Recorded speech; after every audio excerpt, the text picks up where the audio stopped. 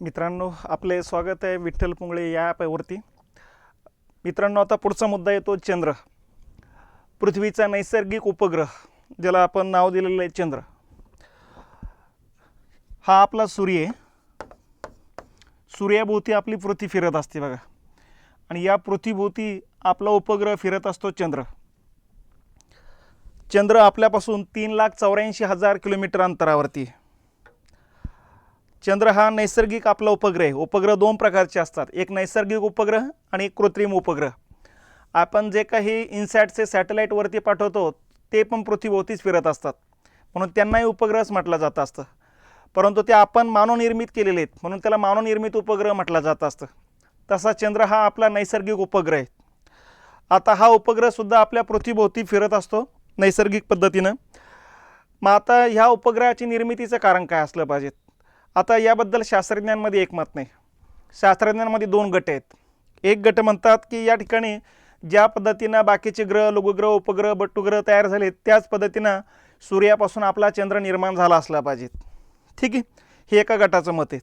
दुसरा गट म्हणतो की नाही, की चंद्र आपल्या पृथ्वीपासूनच निर्माण झाला असला पाहिजे. म्हणजे असा डायनासॉरचा जो कालखंड होता, या डायनासॉरच्या कालखंडामध्ये पृथ्वीवरती मोठी एक उल्का येऊन पडलेली, किंवा या ठिकाणी आपण त्याला उल्का म्हणू किंवा धूमकेतू म्हणू. धूमकेतू येऊन आदळला असला पाहिजेत आणि पृथ्वीचा एक तुकडाच बाहेर फेकला गेला असला पाहिजे, आणि हा बाहेर फेकला गेलेला तुकडा म्हणजेच चंद्र असला पाहिजेत. तर अशा पद्धतीचं मत या ठिकाणी काही शास्त्रज्ञ व्यक्त करतात बघा. मग आता या शास्त्रज्ञांच्या पाठीमागचं प्रूफ काय, पुरावा काय? तर त्यांचं पुरावा हाच आहे की चंद्राचं सध्याचं जेवढं क्षेत्रफळ आहे तेवढंच पृथ्वीवरच्या खड्डा पडलेल्या भागाचं क्षेत्रफळ आहे, म्हणजेच पॅसिफिक महासागराचं क्षेत्रफळ आहे. याचाच अर्थ धूमकेतू आदळला गेल्यामुळे पृथ्वीचा तुकडा पडून त्या ठिकाणी जो खड्डा तयार झाला तो खड्डा म्हणजेच या ठिकाणी पॅसिफिक महासागर असला पाहिजे. कारण पॅसिफिक महासागराचं जेवढं क्षेत्रफळ आहे बरोबर तेवढंच क्षेत्रफळ चंद्राचे येते. म्हणजे याचाच अर्थ चंद्र हा पृथ्वीचा तुकडा असल्याचं मानलं जात असतं. आणि म्हणूनच त्या अर्थाने दुसऱ्या पद्धतीनं या ठिकाणी सांगितलं जातं की प्रचंड आकाराचे जे डायनासोर होते, हे डायनासोर नष्ट होण्याच्या पाठीमागचं तेच कारण होतं की धूमकेतू आदळला गेला होता, आणि या धूमकेतूच्या प्रचंड आघातामुळं पृथ्वीच्यावरती इतकी एनर्जी निर्माण झाली की ते एनर्जीच्या ताकदीनंच या ठिकाणी डायनासोर नष्ट झालेले आहेत. आणि मानवाचा जो जीवनाचा उत्क्रांतीचा जो काळ आहे तो सुरुवात झालेला आहे बघा. तर अशा पद्धतीनं या ठिकाणी चंद्राच्या उत्पत्तीच्या पाठीमागे असे दोन विचारप्रवाह या ठिकाणी लक्षात घेतले पाहिजेत. मग आता आपला जो चंद्र येतो, या चंद्राबद्दल थोडक्यात माहिती लक्षात घ्यायची आपल्याला. ठीक आहे, चंद्राची जी त्रिज्या आहे रेडियस ती 1738 किलोमीटर येत असते, आणि ही टोटल लांबी जर बघितली आपण तर याला म्हणायचं व्यास, याच्या दुप्पट 3476 किलोमीटर येत असते. ठीक आहे, तर अशा पद्धतीनं आपला हा चंद्र येतो. आपल्या पृथ्वीच्या आकारापेक्षा 1/4 आकार या ठिकाणी छोटा येत असतो, आणि याचं गुरुत्वबल जे आहे हे गुरुत्वबल पृथ्वीच्या गुरुत्वबलाच्या 1/6 इतकं कमी लागतं. ठीक आहे, तर अशा पद्धतीनं या ठिकाणी हा आपला चंद्र जो आहे तो चंद्र लक्षात घेतला पाहिजे. आता चंद्रावरती वातावरण नाही, त्याचं कारणच आहे की गुरुत्वबल त्याचं कमी आहे. कारण गुरुत्वबल पृथ्वीसारखंच राहिलं असतं तर मग कदाचित तिथंसुद्धा वातावरण तयार झालं असतं, पण ते होऊ शकलेलं नाही. त्यामुळं साहजिकच आहे त्याचं गुरुत्वबल कमी राहिल्यामुळं त्या ठिकाणी तुम्हाला सरळ चालता पण येत नाही, उड्या मारत मारत मारत चालावं लागते. म्हणजे काय, म्हणजे पृथ्वीवर एखाद्या व्यक्तीचं वजन 60 किलोग्रॅम असेल आणि चंद्रावर विचारलं तर ते चंद्रावर भरेल फक्त 10 kg. म्हणून या ठिकाणी चंद्रावर व्यक्ती सरळ चालू शकत नाहीत. ठीक आहे, त्याचबरोबर चंद्रावर वातावरण नाही. याचा परिणाम काय होतो, चंद्राची जी बाजू सूर्याच्या डायरेक्शननं आहे, सूर्याची किरणं पडणारी जी बाजू आहे त्या ठिकाणचं टेम्परेचर या ठिकाणी जर बघितलं आपण 170 डिग्रीपर्यंत जाते, आणि अपोजिट बाजूला जिथं रात्र आहे त्या ठिकाणचं टेम्परेचर -134 डिग्रीपर्यंत खाली येते. म्हणजे थोडक्यात +150 -150 इतकं टेम्परेचरमध्ये दिवस आणि रात्रीतला फरक म्हणजे 300 डिग्रीचा जवळपास फरक येतो असतो हा. तर हा फरक काय आहे, कारण तिथं वातावरण नाही, तर हा त्या पाठीमागचं कारण आहे. त्याचबरोबर हेही लक्षात घेतलं पाहिजेत की चंद्रावर जेवढा सूर्यप्रकाश पडतो त्यातला 93% प्रकाश शोषून घेतो तो. म्हणून या ठिकाणी चंद्राचं दिवसाचं टेम्परेचर खूप जास्त होताना दिसतं. ठीक आहे. आणि उर्वरित 7% प्रकाश म्हणजेच 93% प्रकाश शोषून घेत असेल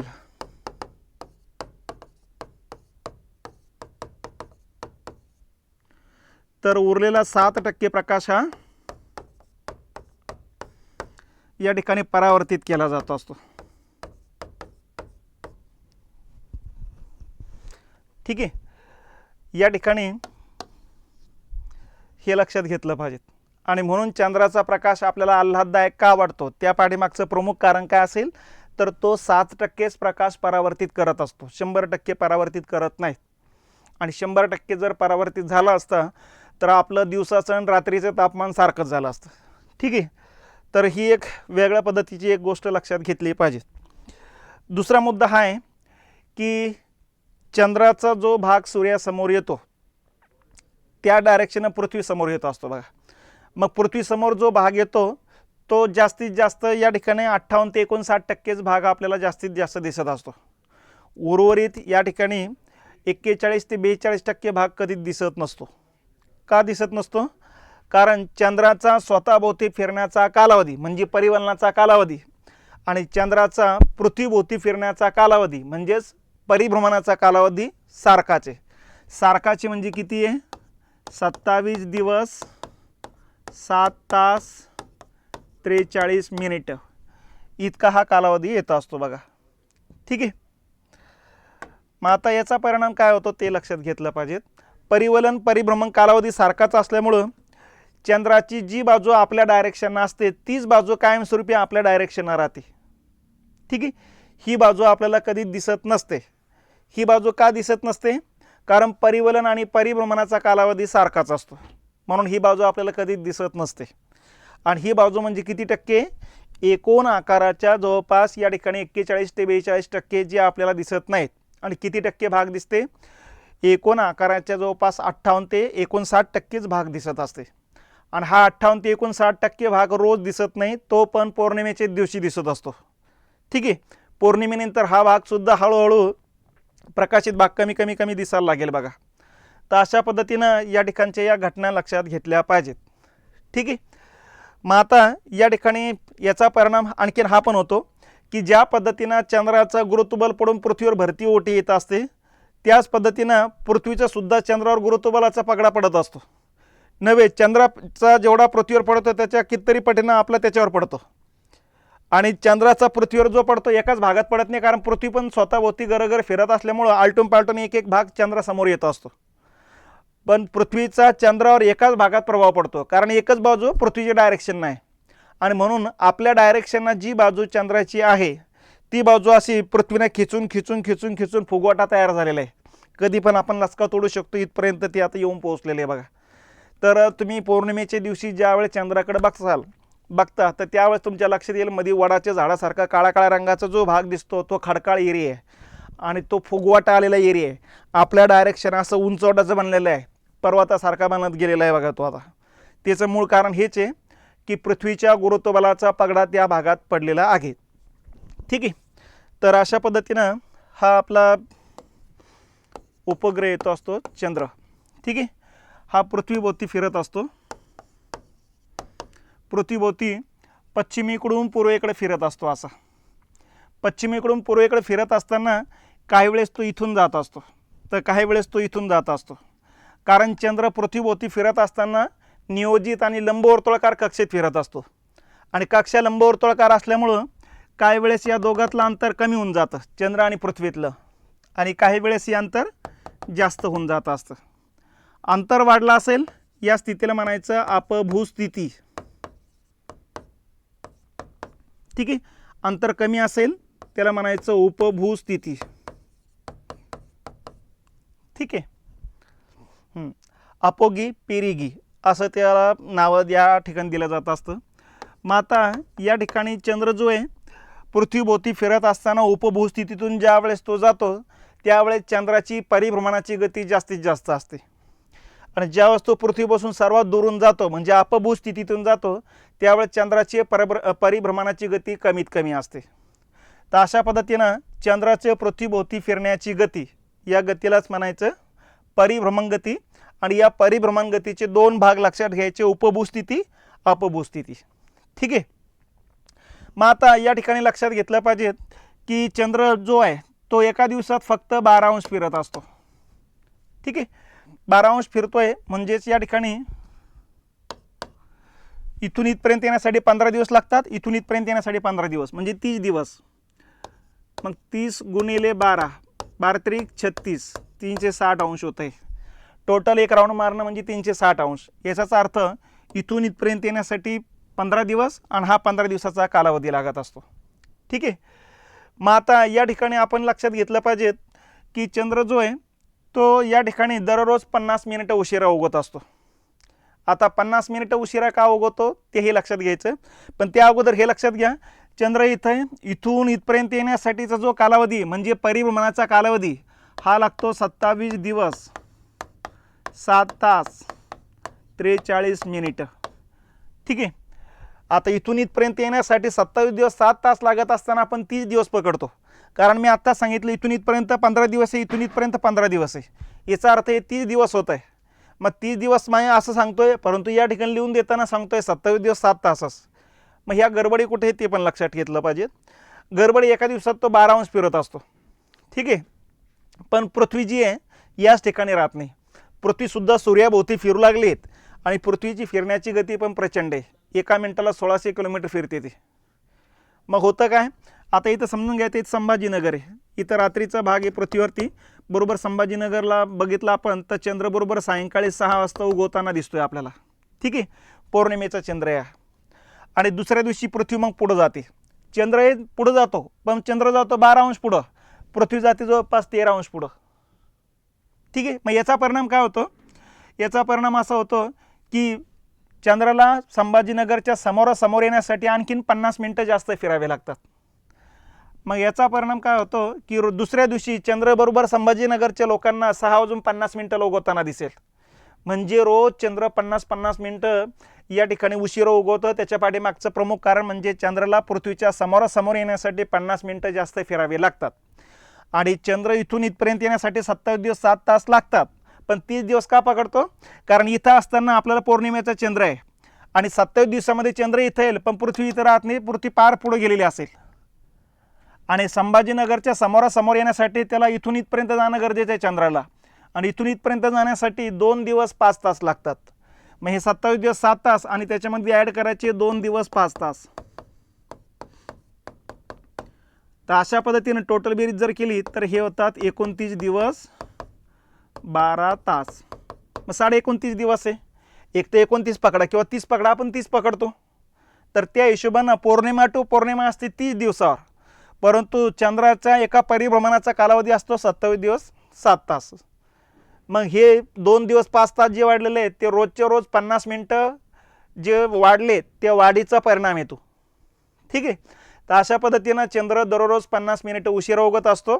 त्याचं कारण काय, तर पृथ्वीच्या समोरासमोर येण्यासाठी त्याला दररोज 50 मिनिटं जास्त फिरावे लागत असतात, म्हणून चंद्र दररोज 50 मिनिटं उशिरा उगत असतो बघा. तर अशा पद्धतीनं हे चंद्र येतो असतो. चंद्राचं टोटल 360 अंशाचं फिरणं, त्याच्यामध्ये एका दिवसात तो फिरत असतो 12 अंश. ठीक आहे. 12 अंशामध्ये या ठिकाणी एका दिवसात फिरतो म्हणजे 24 तासात फिरतो. ठीक आहे. आणि या हिशोबानं टोटल 60 घटिका तयार होतात, म्हणजे पूर्ण दिवसभराचे 60 तुकडे पाडले जातात. म्हणजे या ठिकाणी एक लक्षात घेतलं पाहिजे, एका घंट्यामध्ये जवळपास 2.5 तुकडे, कारण 24 2 48 आणि ही पुढची 12, म्हणजे या ठिकाणी एका घंट्यामध्ये 2.5 घटिका येतात. ठीक आहे. म्हणजे एका घटिकासाठी एका अंशामध्ये 5 घटिका आहे. तर ह्या हिशोबाने या चंद्राच्या परिभ्रमणगतीचा आधार घेऊन या ठिकाणी बरेच लोक या ठिकाणी तुमचं पंचांग बघण्याचं काम करत असतात. म्हणजे तुमचा जन्म झाला सकाळी 6 नंतर तुमचा जन्म होता असेल तर तो जो वार असेल त्या दिवशीचा तो वार त्या ठिकाणी गृहीत धरला जातो. पण 6च्या अगोदर जन्म होता असेल तर मग मागचा वार या ठिकाणी गृहीत धरला जातो बघा. मग या ठिकाणी चंद्र नेमके कोणत्या तिथीला होता, त्याच वेळेस अवकाशातले वेगवेगळे 12 ग्रह कोणत्या कोणत्या दिशेला होते त्या आधारे या ठिकाणी अशा प्रकारचा एक नकाशा तयार केला जात असतो असा. ठीक आहे. असा 12 घराचा हा नकाशा असतो. हा पहिला, दुसरा, तिसरा, चौथा, पाचवा, सहावा, सातवा, आठवा, नववा, 10वा, 11वा आणि 12वा घर असतं बघा. ठीक आहे. मग इथं ते ग्रह कुठले कुठले मानले जातात. मग यामध्ये राहू येतो, केतू येतो, मंगळ येतो असतो, शनी येत असतो, रवी येत असतो, गुरु येत असतो. तर असे हे क्रमानं टोटल 12 ग्रह येत असतात बघा. मग आता राहू म्हणजे काय, केतू म्हणजे काय, हे कसं काढलं जातं ते पण लक्षात घेतलं पाहिजे आपण. हे बघा, मी आत्ताच सांगितलेलं आहे की चंद्र जो आहे पृथ्वीभोवती या ठिकाणी नियोजित व लंबवर्तुळाकार कक्षेत फिरतो आणि पृथ्वीसुद्धा सूर्याभोवती फिरत असते. मग ही पृथ्वीची फिरण्याचा मार्ग आहे, हा पृथ्वीचा फिरण्याचा मार्ग आणि हा चंद्राचा फिरण्याचा मार्ग एकमेकांना 2 ठिकाणी स्पर्श करतात. एक या ठिकाणी आणि एक या ठिकाणी.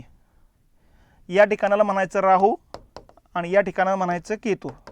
म्हणून या ठिकाणी नेहमी लक्षात ठेवलं पाहिजे, इथं राहू असेल तर इथं केतू, इथं राहू असेल तर इथं केतू, एकमेकांच्या अपोजिट राहणार आहेत. ठीक आहे. तर ही राहू आणि केतू म्हणजे चंद्राचा परिभ्रमण कक्षा आणि पृथ्वीची परिभ्रमण कक्षा ज्या ठिकाणी एकमेकांना स्पर्श करते ते अस्थिर बिंदू, ते अस्थिर बिंदूला राहू आणि केतू म्हटलं जात असतात. ठीक आहे. त्याच्यानंतर मंगळ असतो, शनी असतो, रवी असतो. ह्या असे वेगवेगळ्या घरामध्ये वेगवेगळे ग्रह या ठिकाणी दाखल झालेले असतात आणि मग त्या आधारे 5 अंगाचा विचार केला जात असतो. मग तिथी असेल, वार असेल, गण असेल, लक्षात ते नक्षत्र वगैरे हे सगळे ते 5 अंग आहेत. त्या 5 अंगाचा या ठिकाणी विचार केला जात असतो आणि त्या हिशोबाने मग सगळ्यांची बेरीज वजाबाकी केलं जात असते.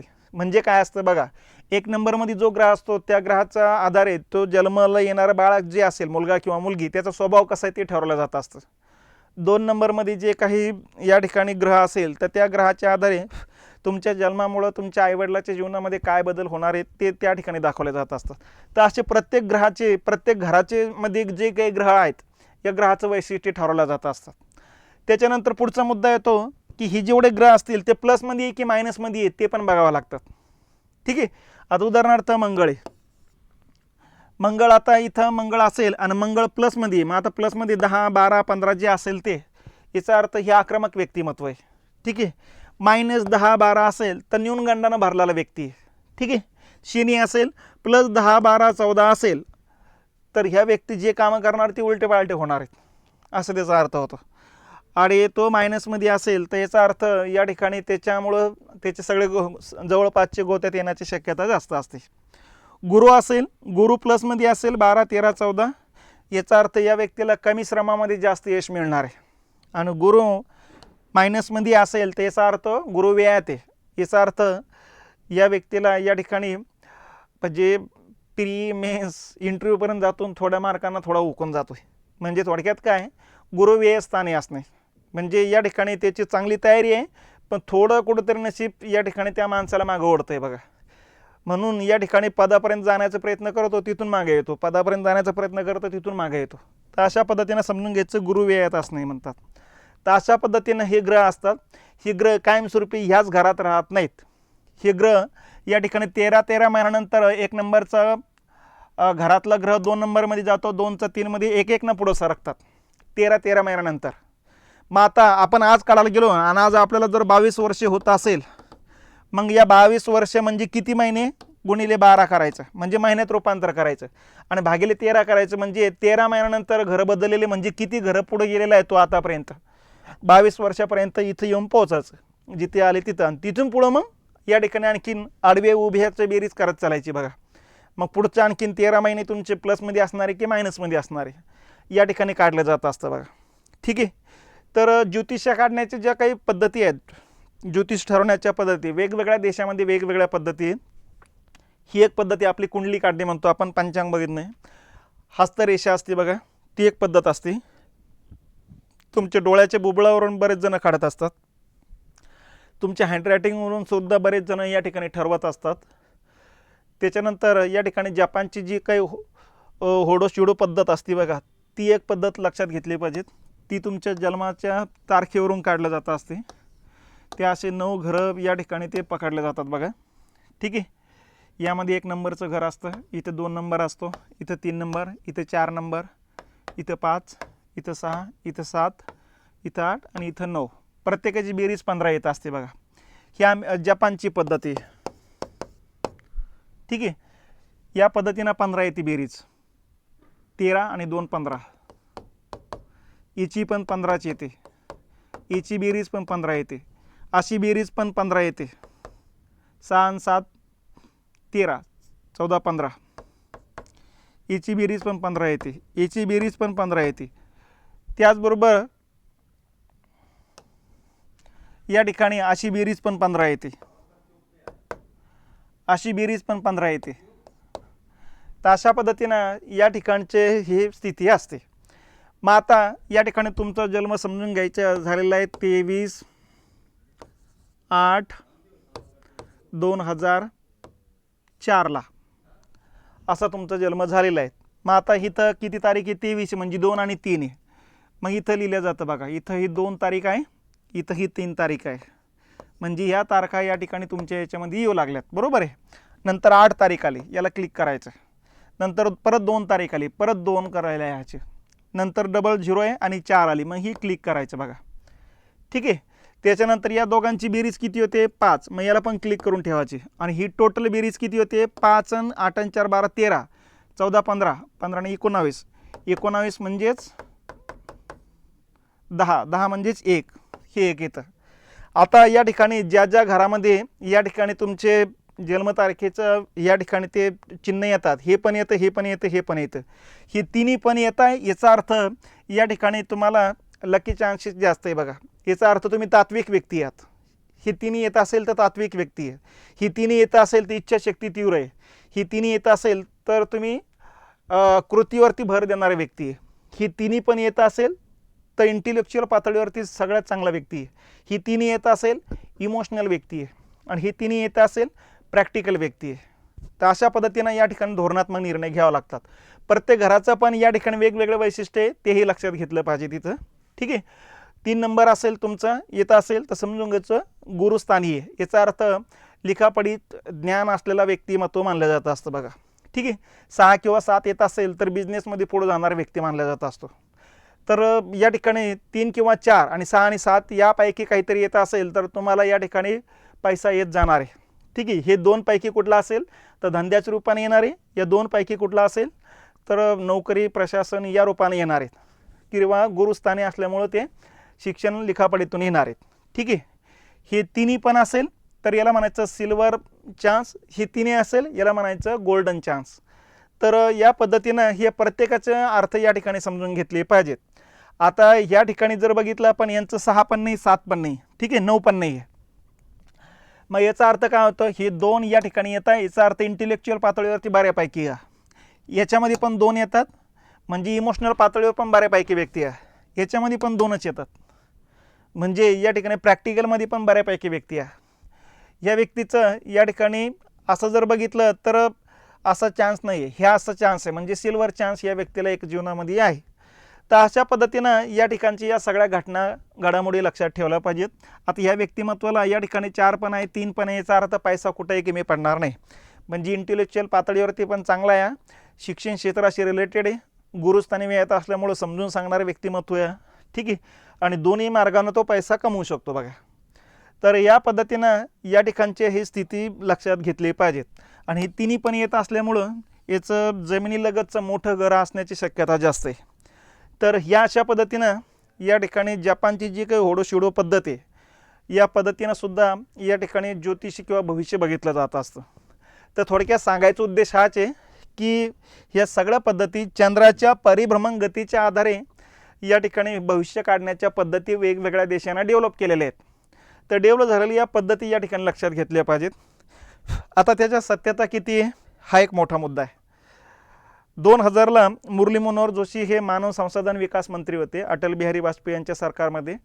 त्यावेळेस त्यांनी ज्योतिष हा विज्ञानामध्ये शिकवण्यासारखा विषय आहे अशा प्रकारची घोषणा केली होती. परंतु लोकांकडून विरोध झाल्यानंतर मग हा विषय ज्योतिषशास्त्र हा विज्ञान म्हणून घ्यायचा की सोशल सायन्समध्ये घ्यायचा हा वाद पेटला गेला. आणि म्हणून पुणे विद्यापीठाचे कुलगुरू जी होते विजय भटकर यांच्या अध्यक्षतेखाली एक कमिटी स्थापन करण्यात आली. आणि त्या कमिटीनं मग वेगवेगळ्या लोकांच्या कुंडल्या ज्या आहेत या ज्योतिष लोकांकडे पाठवून दिल्यात. आणि मग त्यामध्ये काही एकदम इंटेलेक्च्युअल पातळीवर हुशार लोक होते, काही संपत्तीनं गडगंज असलेले लोक होते, काही निर्धन व्यक्ती होते. काही इंटेलेक्च्युअल पातळीवरती अजिबात काही नसलेले व्यक्ती होते, त्यांनी जन्मतारखा वगैरे जन्मवेळ पाठवले होते.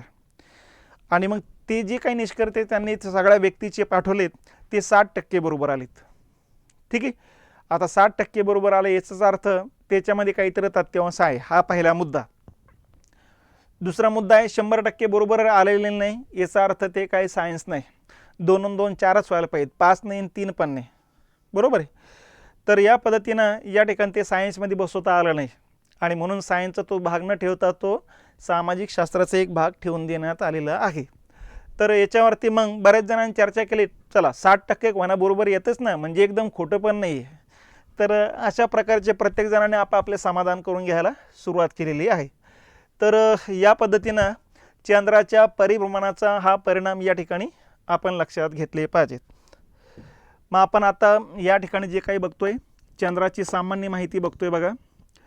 चंद्राची निर्मिती आपण बघितलेली एकतर पृथ्वीपासूनच झाली असले पाहिजेत किंवा ज्या पद्धतीनं बाकीचे ग्रह तयार झाले सूर्यापासून त्याच पद्धतीनं तयार झाले असले पाहिजेत. ही 2 या ठिकाणचे प्रवाह लक्षात ठेवायचे. त्याच्यानंतर चंद्राची त्रिज्या लक्षात ठेवा 1738 किलोमीटर आहे. ठीक आहे. व्यास या ठिकाणी याच्या दुप्पट येतं 3476 किलोमीटर. त्याच्यानंतर पृथ्वीपासूनचे जे अंतर आहे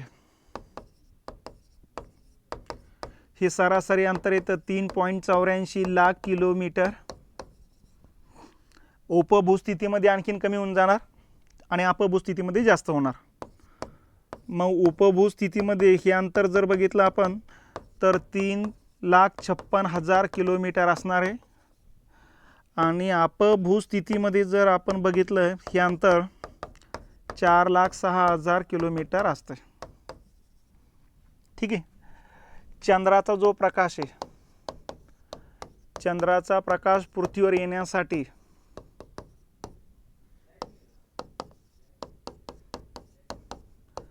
1.28 सेकंद लागतात. ठीक आहे. हेही लक्षात घेतलं पाहिजेत. आणि चंद्राचं जे गुरुत्वबल आहे हे गुरुत्वबल पृथ्वीच्या 1/6 एवढे आहे आणि घनता पृथ्वीपेक्षा कमी आहे, वातावरण नाही आहे. ठीक आहे. त्याच्यानंतर या ठिकाणी बाकीचे मुद्दे लक्षात ठेवा. चंद्रावर पडणाऱ्या एकूण सूर्यप्रकाशापैकी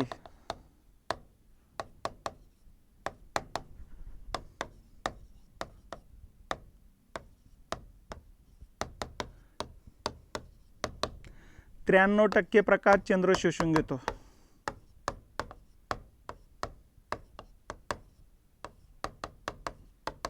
लक्षात. आणि उरलेला 7% परावर्तित करतो.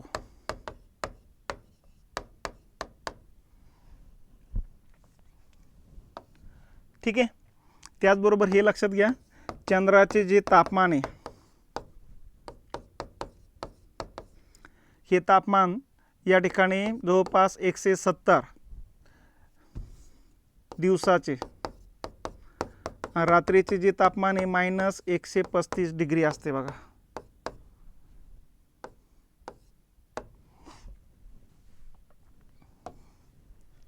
ठीक आहे. त्याचबरोबर चंद्राचा परिवलन आणि परिभ्रमण जो कालावधी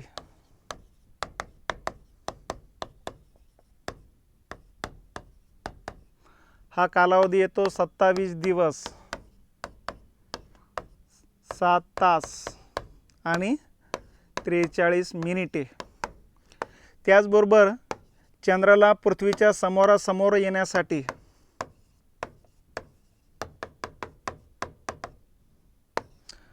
50 मिनिटं जास्त फिरावे लागते.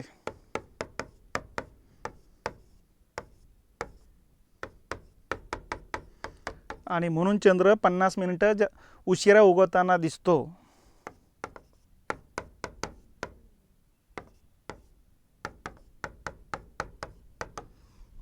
तर ह्या बेसिक गोष्टी या ठिकाणी आपण लक्षात घेतल्या पाहिजेत. तर ही आहे आपल्या चंद्राची माहिती. मग आता 2023 या वर्षामध्ये आपल्याला माहिती आहे चांद्रयान आपण पाठवलेलं आहे. ठीक आहे. आणि हे चांद्रयान यशस्वीपणे आपण त्या ठिकाणी लॉन्च केलेले, त्या ठिकाणी उतरवलेले बघा. ही आपली या ठिकाणी सगळ्यात महत्त्वाची घटना राहिलेली 2023ची. आणि म्हणून या ठिकाणी चंद्राच्या 2023 असू द्या 24 असू द्या, या परीक्षेला चंद्राबद्दल प्रश्न विचारण्याची शक्यता सर्वात जास्त आहे. ठीक आहे, कारण चंद्रावरती जी खनिजे आहे त्या खनिजावरती आपली नजर असणार आहे, नंबर 1. नंबर 2, पुढं आणखीन मंगळ असू द्या बाकीच्या ग्रहावरती आपल्याला ज्या काही मोहिमा काढायच्या त्या मोहिमेतला एक स्थानक म्हणून, थांबा म्हणून या ठिकाणी त्याचा वापर करण्याची शक्यता नाकारता येत नाही. नंबर 3, चंद्रावर असलेला हायड्रोजनचा जो साठा आहे त्या हायड्रोजनच्या साठ्यावर आपली नजर आहे, कारण ऊर्जेचे जे काही आपण स्रोत निर्माण करू लागलो, शोधू लागलो, त्याच्यामध्ये तो एक येतो असतो बघा. तर त्याच्यावरती सुद्धा आपली नजर आहे. बॅटरी तयार करण्यासाठी लागणारे जे काही इंधन आहे ते मोठ्या प्रमाणात चंद्रावरती उपलब्ध आहे जमिनीमध्ये. तर यासाठी चंद्राच्या मोहिमा जवळपास सगळेच देश काढताना दिसत आहे. आपल्यानंतर या ठिकाणी चायनाचं सुद्धा चांद्रयान गेलेले, हेही लक्षात घेतलं पाहिजेत. तर ही झाली चंद्राबद्दलची बेसिक माहिती.